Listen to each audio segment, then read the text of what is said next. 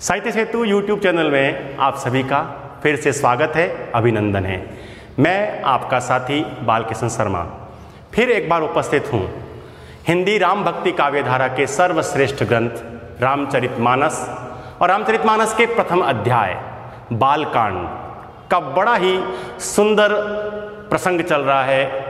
राम लक्ष्मण परशुराम संवाद का आपके पाठ्यक्रम में लक्ष्मण परशुराम संवाद शीर्षक से जो अंश सम्मिलित है, संकलित है, इस अंश के अंतर्गत हमने 3 अलग अलग वीडियो के माध्यम से अब तक लक्ष्मण परशुराम संवाद को पढ़ा है।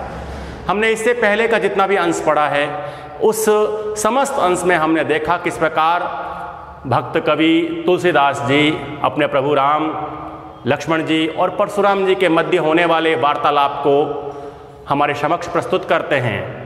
साथ ही आज हम लोग इस वीडियो के माध्यम से पहली बार देखेंगे कि परशुराम जी गंभीर वाणी में बोलना शुरू करेंगे। हमने पिछला जो वीडियो पढ़ा था, देखा था, उसके अंदर हम लोगों ने एक चीज़ देखी थी कि अंतिम पंक्ति में लिखा कि बोले गिरा गंभीर।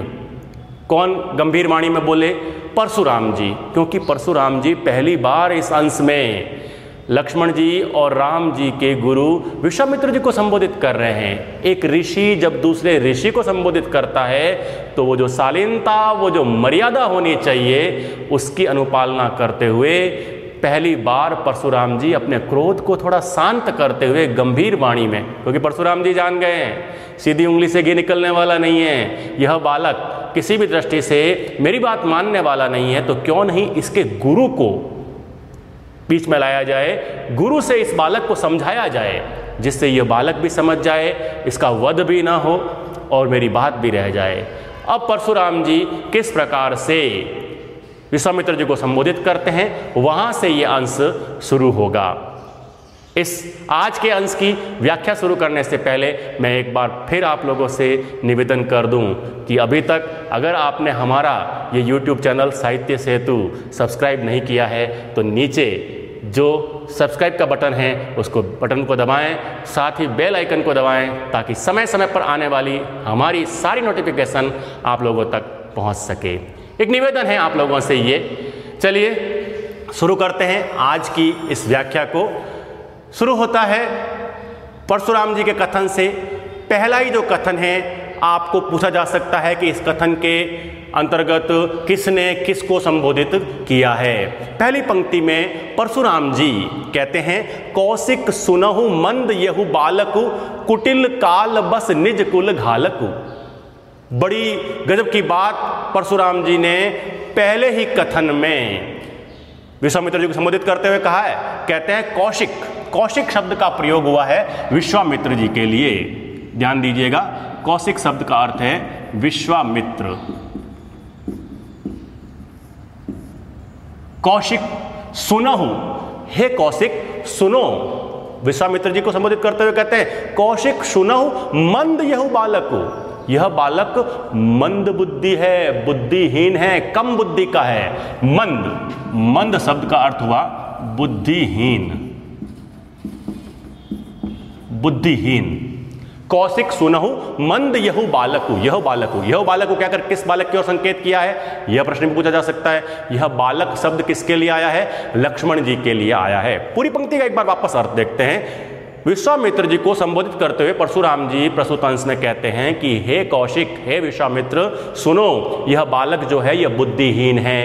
मंद बुद्धि कहते हैं ना, तो मंद शब्द आया है बुद्धिहीन के लिए, कम बुद्धि का। यह बालक बुद्धिहीन है, कुटिल है। आगे कहते हैं कुटिल है, काल बस, इसका जो स्वभाव है बड़ा कुटिल है, ये काल के बस में हो गया है। काल का अर्थ होता है मृत्यु। ये मृत्यु के वश में हो गया है क्योंकि इसकी मृत्यु इसके सामने साक्षात खड़ी है। कुटिल काल बस निज कुल घाल, निज का अर्थ होता है अपना, कुल यानी वंश, घालक को शब्द का अर्थ होता है नाश करने वाला, घातक। घातक कह दीजिए या चाहे कह दीजिए विनाशक कह दीजिए। ये अपने ही कुल का क्या कर देगा? विनाश कर देगा। यह कुटिल है, काल वश हो गया है, मृत्यु के वश में हो गया है और अपने कुल का नाश करने वाला है। एक व्यक्ति अगर कुल में बुरा पैदा हो जाए तो उसकी वजह से पूरे कुल का नाश हो जाएगा। इस बात को आगे बढ़ाते हुए परशुराम जी बड़ी सुंदर पंक्ति कहते हैं कि भानुवंश, जिस वंश से राम और लक्ष्मण का संबंध है वो वंश है इक्ष्वाकु वंश, सूर्य वंश। भानुवंश देखा ना, भानु, भानु का अर्थ होता है सूर्य, भानुवंश, भानुवंश का अर्थ है सूर्य वंश,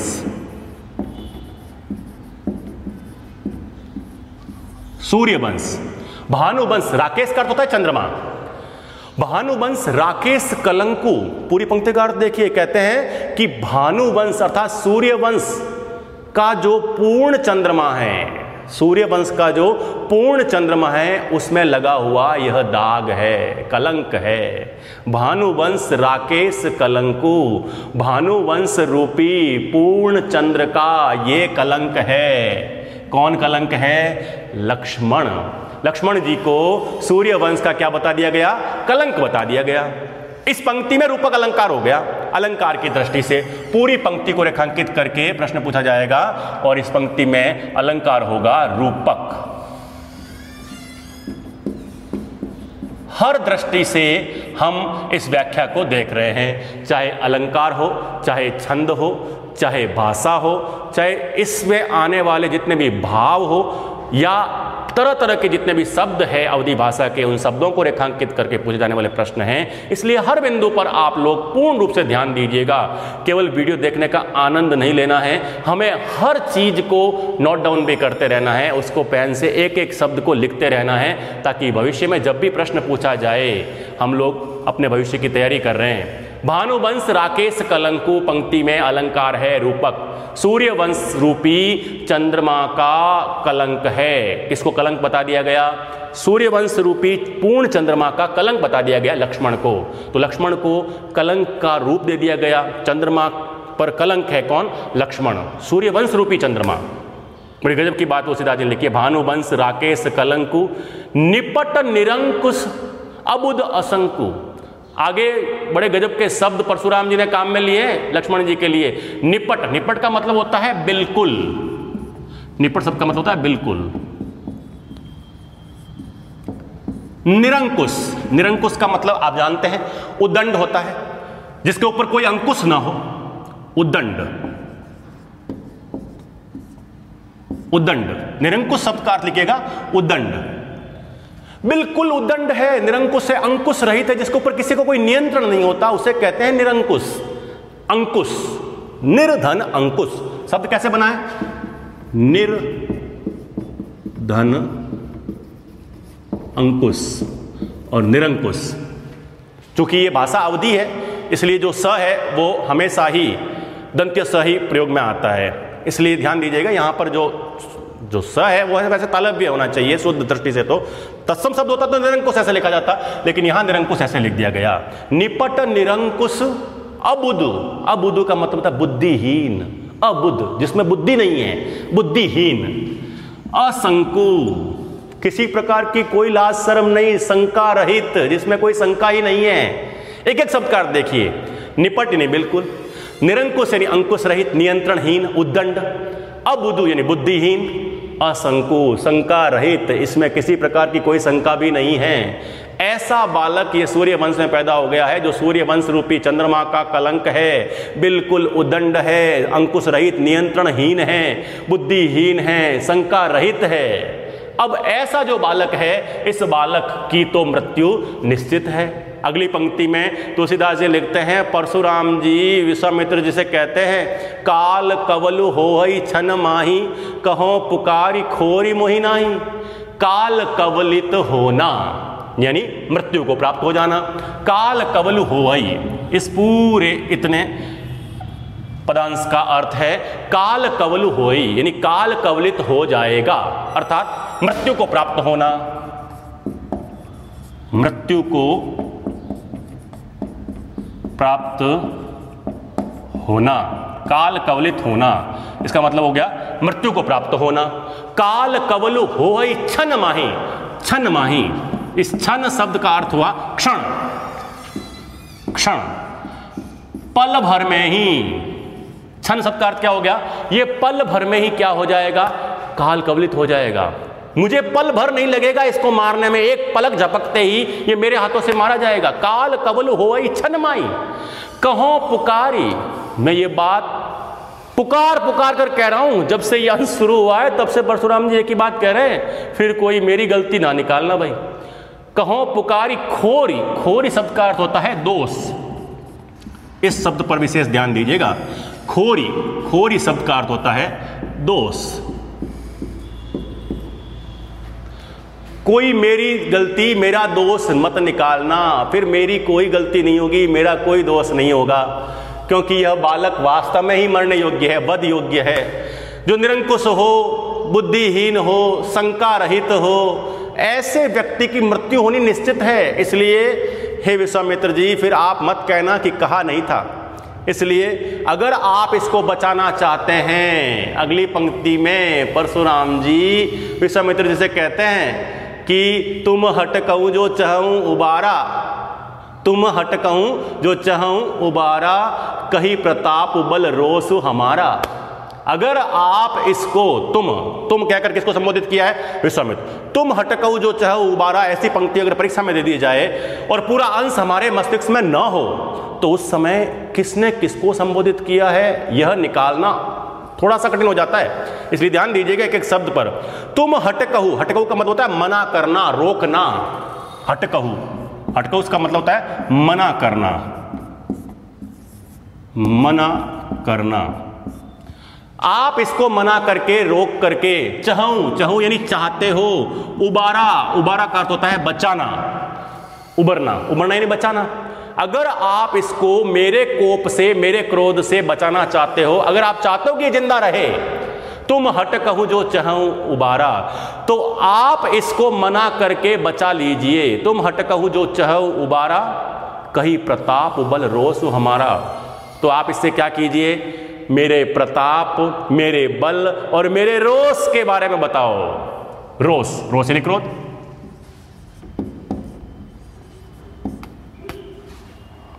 रोष यानी क्रोध। कहू प्रताप बल, तो आप इसको क्या कहिए? मेरे प्रताप, मेरे बल और मेरे क्रोध के बारे में बताओ। अब तक की जितनी पंक्तियां हम लोगों ने देखी वो सारी पंक्तियां थी परशुराम जी की। परशुराम जी ने इन 4 पंक्तियों में किसको संबोधित किया था? विश्वामित्र जी को, और कहा कि अगर आप इस बालक को बचाना चाहते हो तो आप इसको मेरे रोष, मेरे बल, मेरे क्रोध के बारे में बताओ। लक्ष्मण जी से पास खड़े इतनी बातें सहन नहीं हो रही है। बात तो विश्वामित्र और परशुराम जी के मध्य चल रही है, लेकिन लक्ष्मण जी उस बात में भी बीच में आ जाते हैं।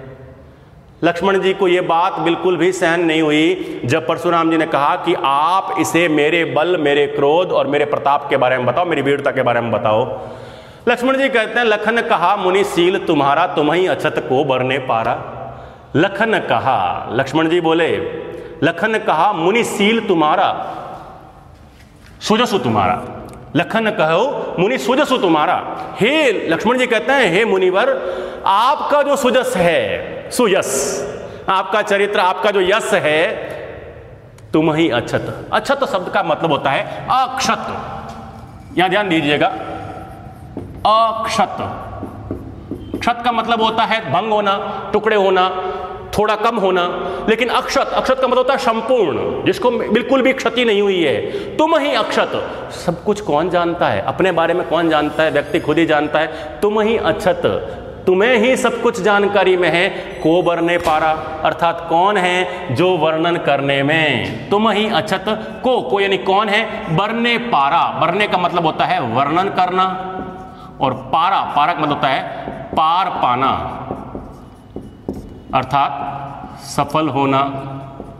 अर्थात वर्णन करने में कौन व्यक्ति है जो सफल हो सकता है? अर्थात आप ही अपने बारे में सब कुछ जानते हो। तुम ही अक्षत, संपूर्ण जानकारी अपने बारे में आपको ही है। कोई ऐसा नहीं है इस संसार में जो आपकी वीरता, आपके बल, आपके प्रताप, आपके क्रोध का वर्णन पूरा पूरा कर सके।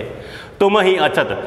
लखन कहा मुनि सुजसु तुम्हारा। लक्ष्मण जी कहते हैं, हे मुनिवर, आपका जो सुयश है, आपकी जो कीर्ति है, उसको तो आपसे बेहतर भला कौन जानता है। अपने बारे में कोई व्यक्ति जितना बता सकता है उतना कोई दूसरा थोड़ी बता सकता है। इसलिए आपने वैसे जब से ये हमारा वार्तालाप शुरू हुआ है, लक्ष्मण जी कहते हैं कि आपने ये सारी जानकारी दी है, लेकिन अगर आपको लगता है, लिखा है अपने मुंह तुम आपनी करनी, अपने मुंह से आपने अपनी करनी अर्थात अपने द्वारा किए गए काम, चाहे वो सहस्त्रबाहु की 1000 भुजाएं काटना हो, चाहे इस धरती को क्षत्रियों से खाली करना हो, चाहे अपनी भुजाओं के बल पर धरती को खाली करके ब्राह्मणों को दान में देना हो, ऐसी अनेक वीरता की गाथाओं का वर्णन आपने अनेक प्रकार से अपने मुंह से मेरे सामने किया है। लिखते हैं अपने मुंह तुम आपनी करनी, बार अनेक भांति बहुबरनी, अपने मुख से ही अपनी करनी को आपने अनेक बार, लिखा है अपने मुंह तुम आपनी करनी, बार अनेक, वापस उल्टा पढ़ेंगे तो हो जाएगा अनेक बार,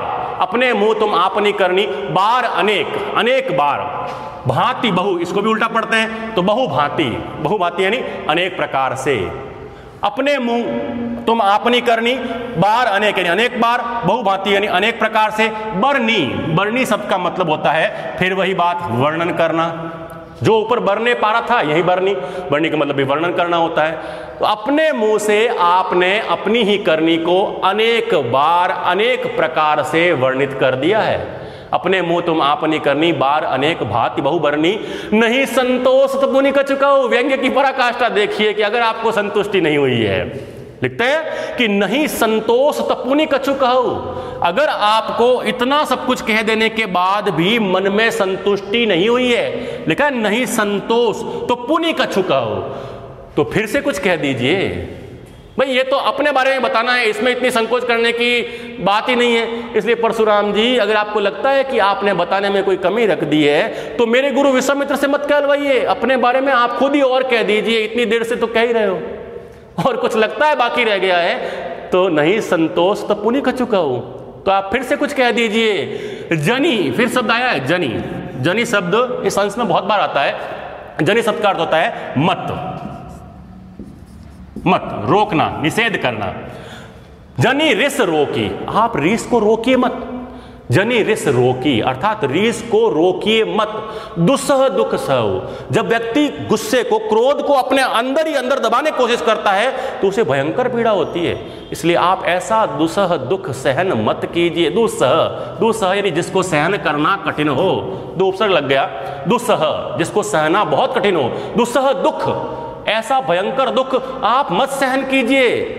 क्रोध को बर्दाश्त करना, क्रोध को अंदर ही अंदर दबाना, इससे बड़ा तो दुख कोई होता ही नहीं है। इसलिए परशुराम जी आप संतुष्टि मत कीजिए। आपको अगर संतोष नहीं हुआ हो, आपको लगता हो कि मैंने अपने बारे में कुछ अच्छे से बताया नहीं है तो और बता दीजिए। क्रोध को रोक करके इस भयंकर पीड़ा को, इस दुख को आप सहन मत कीजिए। नहीं संतोष तो पुनि कछु कहू, जनि रिस रोकी दुसह दुख सहू।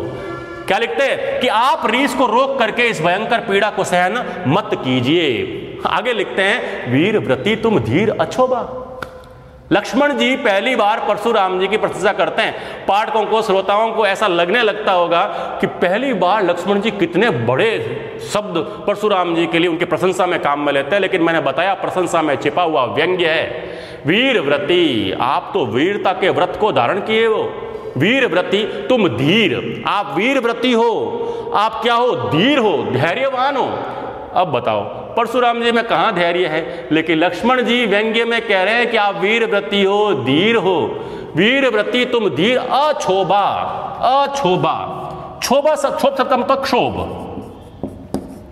क्षोभ, और आगे लगा देते हैं अगर अक्षोभ यानी अर्थ हो जाएगा क्षोभ रहित।